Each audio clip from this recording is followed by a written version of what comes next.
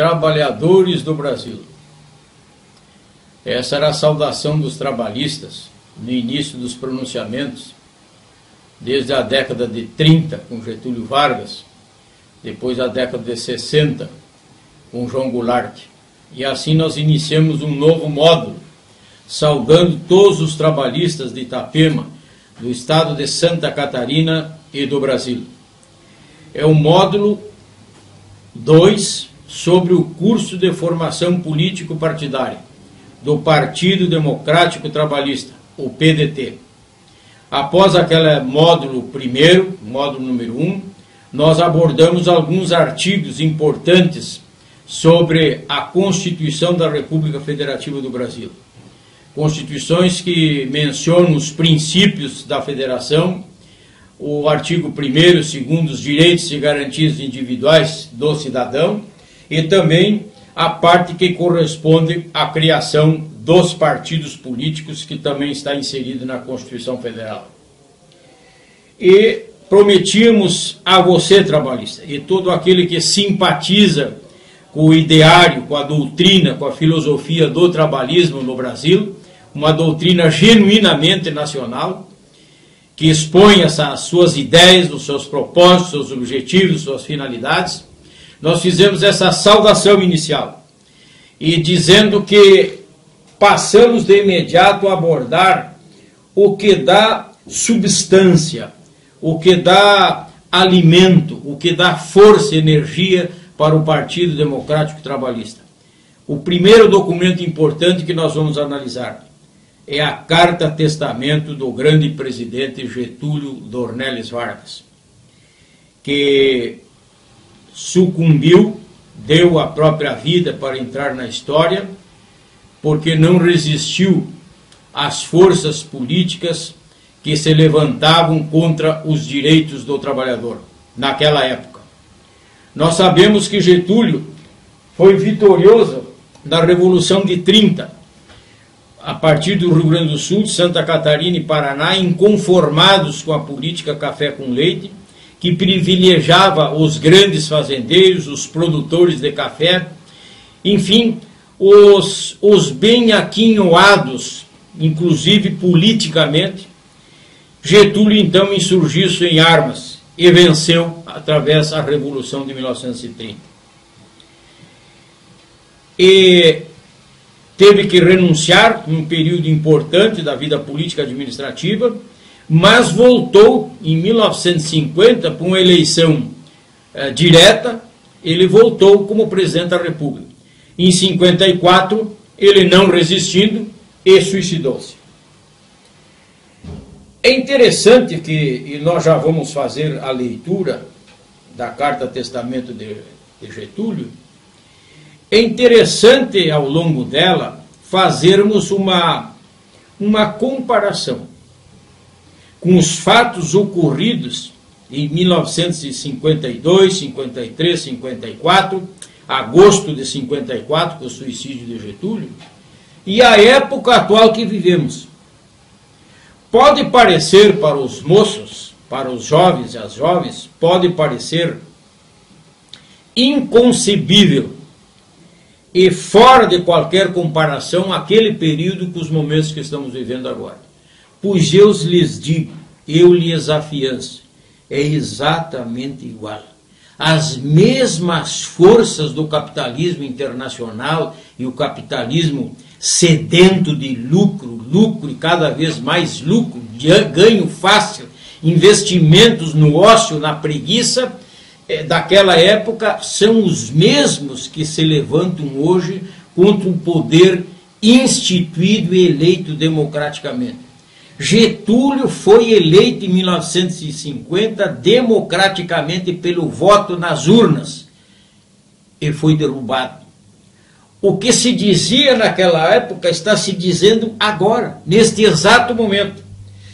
Combatem o preceito da democracia, a forma como foi realizadas as eleições. Dizem que há corrupção, como antes se debatia que existia atentado à segurança nacional, a doutrina da segurança nacional, encabeçada pelo neocapitalismo ou o capitalismo. E então a simples leitura de um texto escrito há 65 anos, é um texto escrito por Getúlio, a Carta Testamento. É um dos documentos mais sólidos, mais impressionantes de toda a política administrativa do nosso país. É um relato de um homem que sofreu, que se angustiou, que se agoniou, que deu a vida a benefício de que o povo jamais fosse escravo do capital.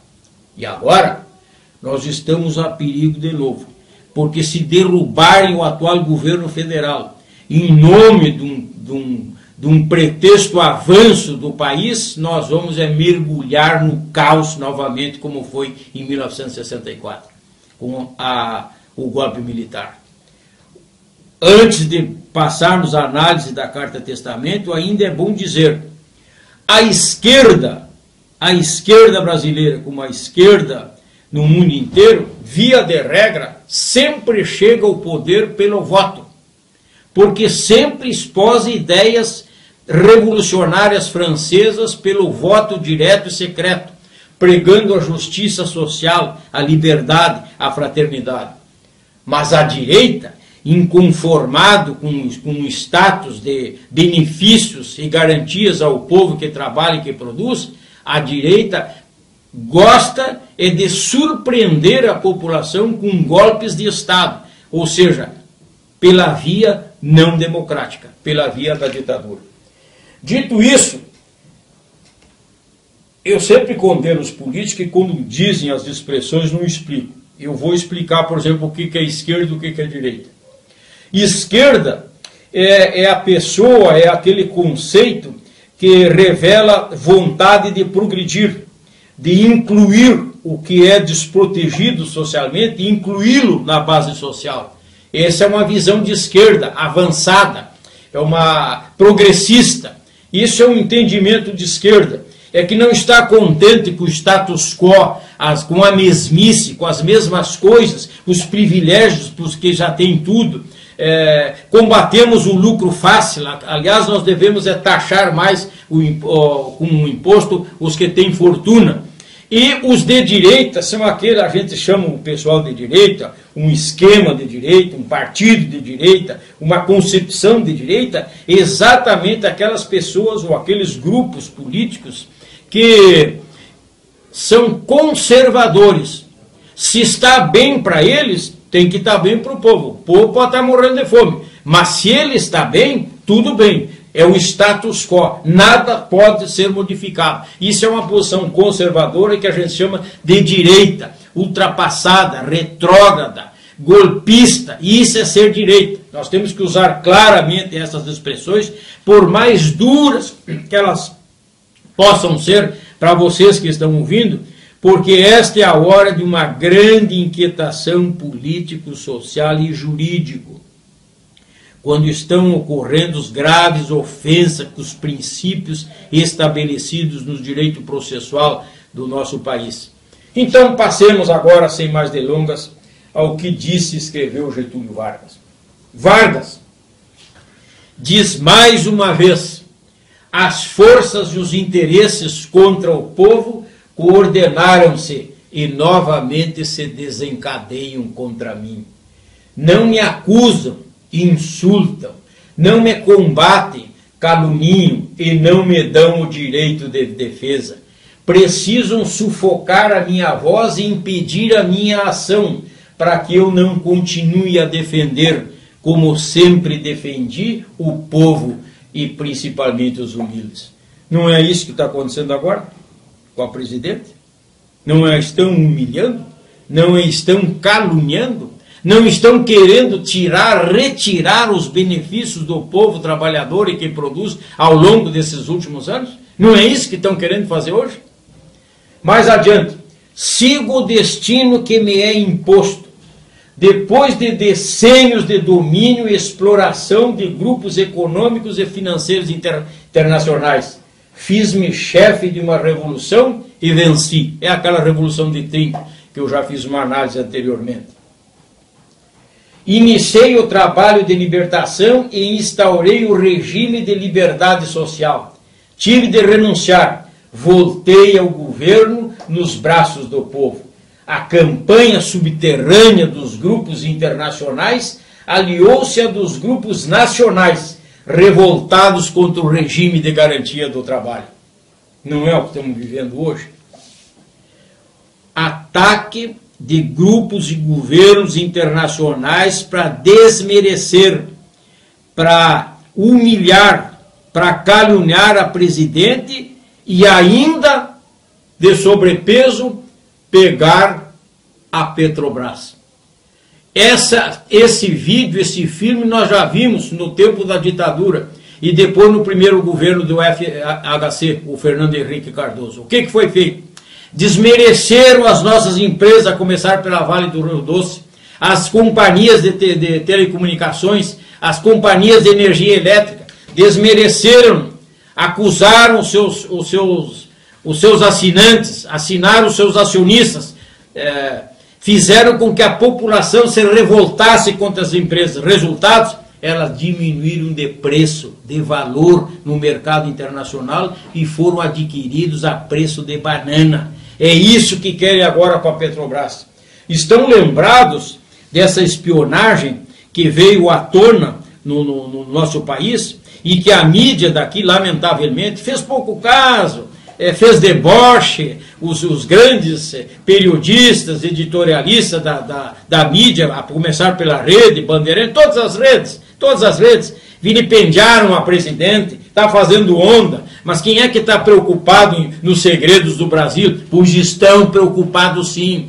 A força econômica do nosso país é muito grande hoje, a partir da Petrobras. A indústria nossa é forte a partir de Getúlio Vargas e de João Goulart, que industrializou o nosso país. Então o que querem com isso? Desmerecer, desvalorizar a Petrobras. Para fazer o quê?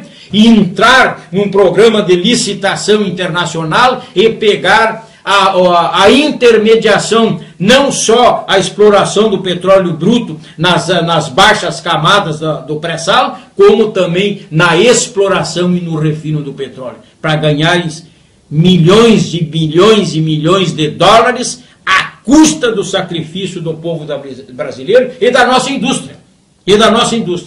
Mais adiante, Getúlio, contra a justiça da revisão do salário mínimo se desencadearam os ódios. Quis criar liberdade nacional na potencialização das nossas riquezas através da Petrobras. E mal começa esta a funcionar, a onda de agitação se avoluma. A Eletrobras foi obstaculada até o desespero. Não querem que o trabalhador seja livre. Não é a mesma coisa que hoje? Qual é o nome da empresa que mais é falada a nível internacional e a nível nacional? É a Petrobras. Esse é no tempo do Getúlio, porque ele que criou a Petrobras. E não queriam a Petrobras porque não queriam um país industrializado, desenvolvido. E lembro agora, recentemente, a espionagem norte-americana, não satisfeita em andar bisbilhotando a vida do mundo inteiro e dos países da América Latina, foi denunciado ontem que a França, 3 governos da França foram bisbilhotados. O que o governo francês fez? Já convocou a embaixadora dos Estados Unidos para dar explicação. O Congresso está reunido, as forças políticas e econômicas da França estão reunidas e a mídia daqui está dando repercussão, a mídia brasileira. Como é que não deu essa repercussão quando bisbilhotaram as contas da Petrobras e das nossas empresas e também a vida pessoal e vida como governante da presidente Dilma? São 2 pesos e 2 medidas? Então é verdade o que acontece de espionagem na Inglaterra, na França, na Ásia, Japão, na China, e aqui no Brasil não é verdade? E segue o nosso Getúlio. Não querem que o povo seja independente. Assumiu o governo dentro da espiral inflacionária que destruía os valores do trabalho. Os lucros das empresas estrangeiras alcançavam até 500% ao ano. Nas declarações de valores do que importávamos existiam fraudes constatadas de 100 milhões de dólares por ano. Veio a crise do café, valorizou-se o nosso principal produto, foi no governo do Getúlio. E hoje, qual é o preço das commodities, o preço do grão, da soja principalmente, do milho que nós exportamos, o preço dos nossos produtos, o frango, aqui do estado de Santa Catarina, como que estão esses preços a nível internacional? O problema que os nossos diplomatas, os nossos técnicos e especialistas da área internacional têm para fazer valer os nossos produtos? Não é a mesma coisa? Sempre, será que sempre nós estamos em situação de exploração internacional, além da exploração que nos submete os grandes grupos nacionais da mídia aqui no país? 6 famílias comandam a mídia brasileira, todos os dias, 24 horas por dia, batendo. E qual é o objetivo? Qual é o objetivo? É o golpe. É o golpe. Não conseguem mais esconder que o desejo escondido da direita brasileira, de setores da imprensa brasileira, é o golpe. É pegar o governo através do golpe, porque eles são acostumados e são golpistas por natureza. Diz o Getúlio: tenho lutado mês a mês, dia a dia, hora a hora, resistindo a uma opressão constante, incessante, tudo suportando em silêncio, tudo esquecendo, renunciando a mim mesmo para defender o povo que agora se queda desamparado. Nada mais vos posso dar a não ser meu sangue. Se as aves de rapina querem o sangue de alguém, se querem continuar sugando o povo brasileiro, eu ofereço em holocausto a minha vida. Escolho este meio de estar sempre convosco. Quando vos humilharem, sentireis minha alma sofrendo ao vosso lado. Quando a fome bater à vossa porta, sentireis em vosso peito a energia para a luta por vós e vossos filhos. Meu sacrifício vos manterá unidos, e meu nome será a vossa bandeira de luta. Cada gota do meu sangue será uma chama imortal na vossa consciência e manterá a vibração sagrada para a resistência. Ao ódio respondo com o perdão. Vejam que grandeza do presidente Getúlio Vargas. Ao ódio ele ainda dizia que responde com o perdão. E a você, povo brasileiro e trabalhista, o que eu posso dizer diante desse trecho do Getúlio? Não estão tentando de novo humilhar o nosso povo? O nosso povo, 40, 50 milhões de brasileiros, saíram da escala da miséria. Saíram da miséria absoluta e estão comprando coisas hoje, pois a direita renega. Não quer que o pobre cresça na escala social. O pobre é só para andar de carroça, de carrinho, não é para andar de avião. Eles não querem uma competição de avião. O avião é um lugar de luxo, é só para rico, para pobre não pode, e no dizer dos golpistas. E essa é a realidade. O pobre que não tinha geladeira, o pobre que não tinha automóvel, o pobre que não tinha filho na escola, o pobre que não tinha assistência médica, o pobre que não tinha assistência de coisa nenhuma, ele estava fadado a crescer e morrer quando não fosse matado, ou então na cadeia. Ou então na cadeia. Esse é o destino do pobre, do preto e da puta. Esse é o destino. Não é a mesma coisa de antes, de 1950? Então nós vivemos 65 anos e não aprendemos. Quando chegou um governo que tem um lustre de esquerda, um lustre de desenvolvimento, um lustre de inclusão social, saúde, matar a fome do povo, não está bom, não presta, tem que ser derrubado. E segue o Getúlio. E aos que pensam que me derrotaram, respondo com a minha vitória. Era escravo do povo. E hoje me liberto para a vida eterna. Mas esse povo de quem fui escravo não será mais escravo de ninguém. Meu sacrifício ficará para sempre em sua alma e meu sangue será o preço do meu resgate. Lutei contra a exploração do Brasil. Lutei contra a expoliação do povo. tenho lutado de peito aberto. O ódio, as infâmias, a calúnia não abateram o meu ânimo.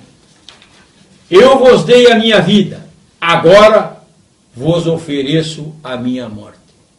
Nada receio, serenamente dou um passo no caminho da eternidade e saio da vida para entrar na história. Essa é a história do Getúlio. Nós, trabalhistas de agora, PDT de agora, sob o comando do Getúlio, do João Goulart, do Alberto Pasqualini, de Leonor Brizola, nós estamos com a palavra para, com textos como esse e os outros textos que nós examinamos, que dão o fundamento do estatuto político partidário do PDT, nós estamos com a palavra para registrar o nosso nome na história. Obrigado.